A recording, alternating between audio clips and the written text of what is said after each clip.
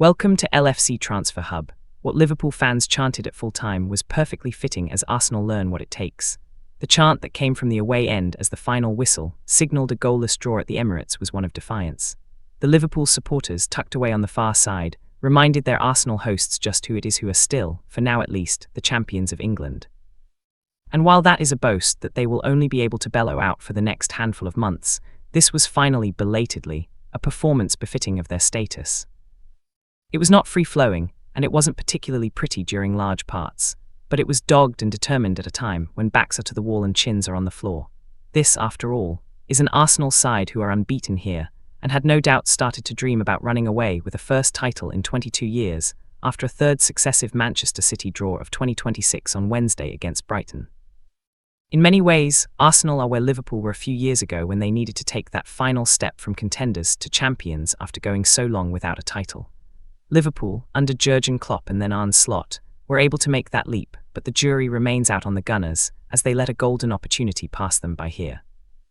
Mikel Arteta spoke about having a point to prove in his Wednesday press conference, but it was Liverpool who did that. They are no busted flush, even if there are things that need to be ironed out and worked on in the coming weeks and months.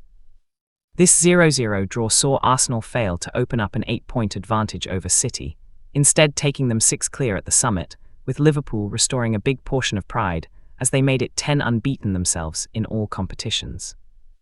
As had been anticipated, the champions were content to sit in and soak up the pressure, and it was a first half that largely played in their own half.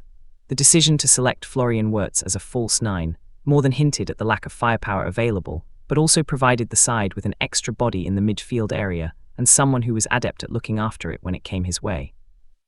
Liverpool's best chance came when Conor Bradley was denied by the bar after William Saliba and goalkeeper David Raya almost contrived to score an own goal.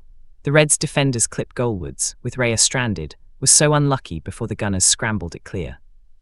That was about as close as the visitors came as they sat in, defended as a unit, and kept Alisson Becker mostly unworked.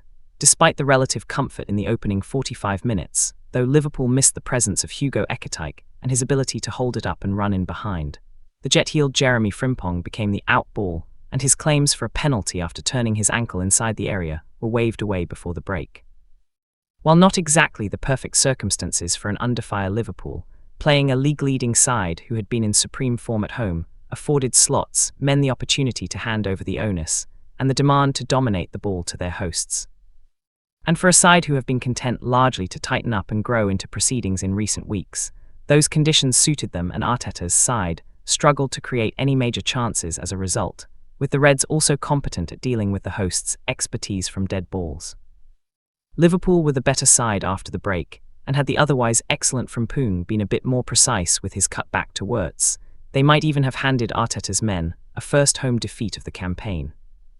The difference between the two clubs this season was undoubtedly highlighted by what both coaches did with their 9-man substitutes bench, however.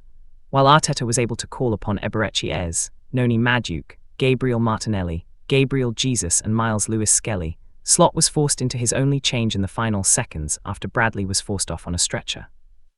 For some, that will cut little ice given the fortunes handed over in the summer transfer window at Anfield, but Slot's options are threadbare right now, especially up top, where they were without a recognised striker. The injury to Bradley soured an otherwise good night for the Reds, and the anxious wait now begins over what is feared to be a serious issue. Martinelli's attempts to push the stricken Northern Ireland international off the pitch in the closing stages were classless and rightly attracted criticism on the television coverage.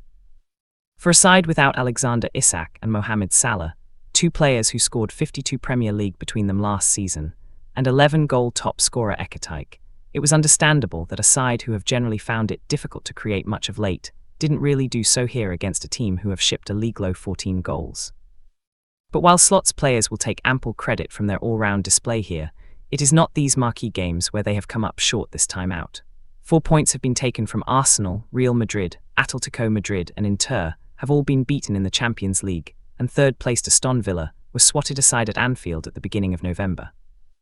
No, it is mainly the lesser heralded fixtures, against sides who are content to cede the initiative and target their physical shortcomings, that have brought about the most trouble for Slot.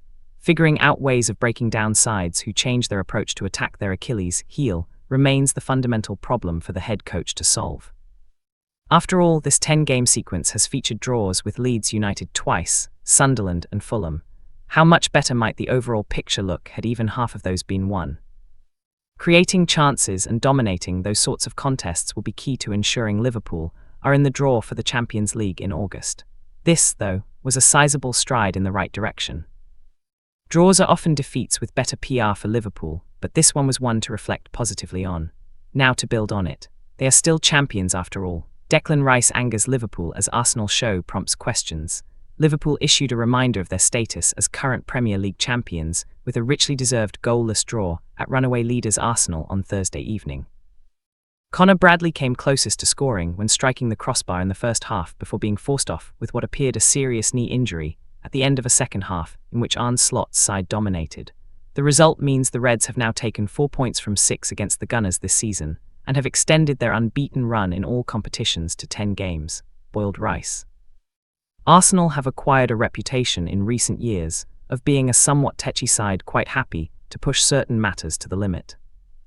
And that was evident during a tense encounter that occasionally boiled over with the Londoners, frustrated at being outshone by the visitors. One first-half incident saw Arsenal play on for several phases of attack despite Jeremy Frimpong laying prone in the home penalty area with a foot injury.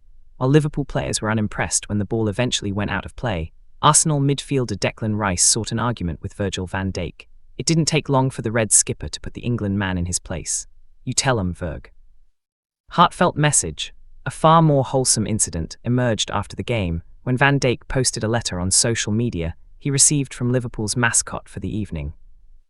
I know you and the team are going through a tough time at the moment, but I want you to know you are such an inspiration to me and so many others as a player, a leader and a human, it read. You will figure this out like always before. We are a team, we are friends, and most importantly, we are a family. Well said. Only 1 Jan. Never mind the players on the pitch on Thursday. The roll call of former pros in the press room before the match was similarly strong. In the Arsenal corner were Ian Wright, Freddie Ljungberg, Emmanuel Petty and Robert Pears, while scrapping for the Reds were Michael Owen, Jan Molby, Nigel Spackman, Danny Murphy and Florence Sinama Pongolle, with Peter Schmeichel, Jan Arge F. Jortoft and Andy Townsend also in attendance. That would make a strong lineup, albeit one with an admittedly somewhat adventurous 0-6-4 formation and F. Jortoft on the bench. He won't mind. Plastic not so fantastic. Even before Arsenal's title challenges of recent years, the atmosphere at the Emirates has improved considerably compared to when it first opened.